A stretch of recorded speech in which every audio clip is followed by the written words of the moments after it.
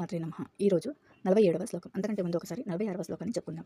యావనార్థ ఉదపాని సర్వతః సంప్లుతోదకే తావాన్ సర్వేషు వేదేషు బ్రాహ్మణస్య విజానతః.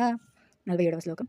కర్మణ్యేవాధికారస్తే మా ఫలేషు కదాచన మా కర్మ ఫలహేతుర్భూః మా తే సంగోస్త్వ కర్మణి. కర్మణ్యేవాధికారస్తే అంటే కర్మ చేయడంలో మాత్రమే హక్కు నీకు. మా అంటే వద్దు లేదా కాదు అని.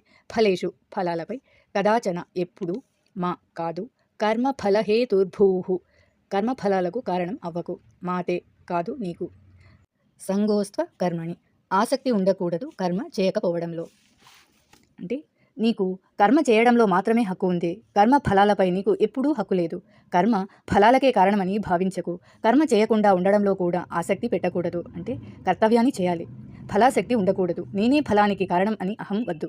కర్మ చేయకుండా ఉండకూడదు అంటే కర్తవ్యాన్ని చేసి ఫలితాన్ని మాత్రం భగవంతునికి విడిచిపెట్టాలి అని ఈ శ్లోకం యొక్క తాత్పర్యం. శ్లోకాన్ని ఇంకొకసారి చెప్పుకుందాం.